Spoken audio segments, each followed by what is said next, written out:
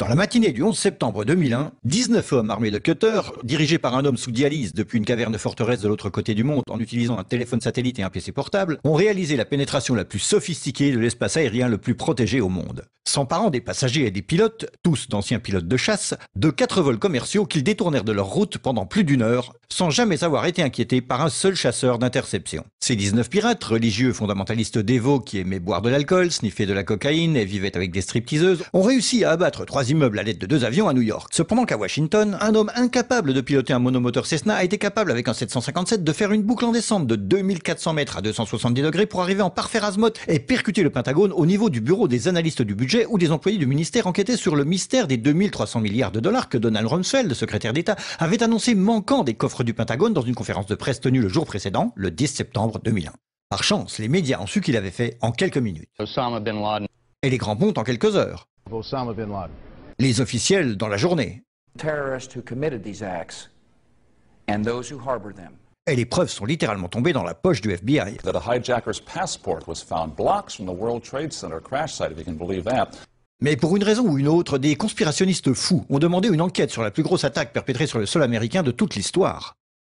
Cette enquête a été retardée, sous-financée, sabotée, en conflit d'intérêts et menée secrètement du début à la fin. Elle était basée sur des témoignages obtenus sous la torture et dont on a détruit les enregistrements. Elle n'a pas mentionné l'existence du Building 7, Double Danger, Tetch, Sibel Edmonds, Ben Laden et la CIA, et les manœuvres militaires simulant des avions détournés et jetés sur des immeubles menées au moment précis où c'était en train de se produire. Elle a été trompée par le Pentagone, la CIA, l'administration Bush. Et à propos de Bush et Cheney, eh bien, personne ne sait ce qu'ils ont dit car leur témoignage était secret, pas enregistré, pas sous serment et à huis clos.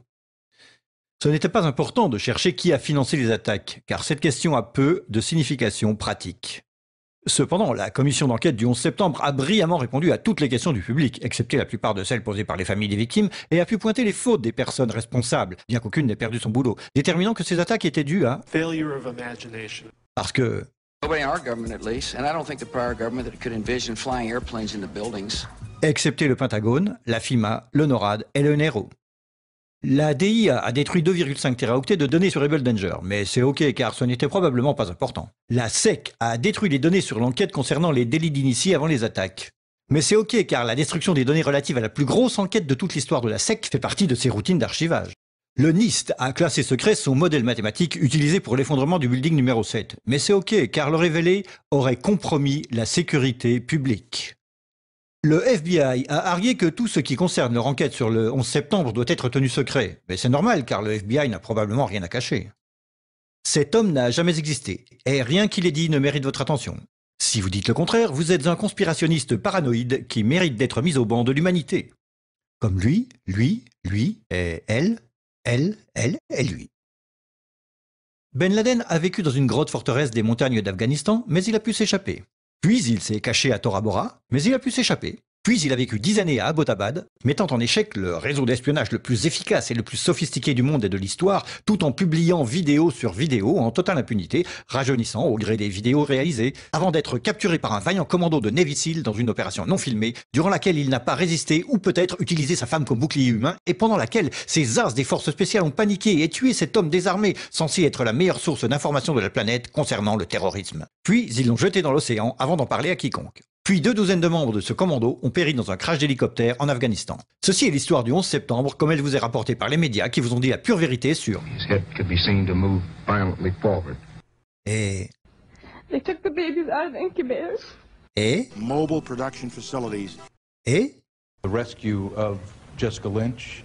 Si vous avez un doute sur cette histoire, vous êtes une chure de rat, un paranoïaque, un cinglé, vous détestez les chiens et les enfants et vous serez conspué par le monde entier. Si vous aimez votre pays et la liberté, la joie, les arcs-en-ciel, le rock, les chiots, les tartes aux pommes et votre grand-mère, alors vous n'émettrez jamais le moindre doute sur aucune des parties de cette histoire, à personne, jamais.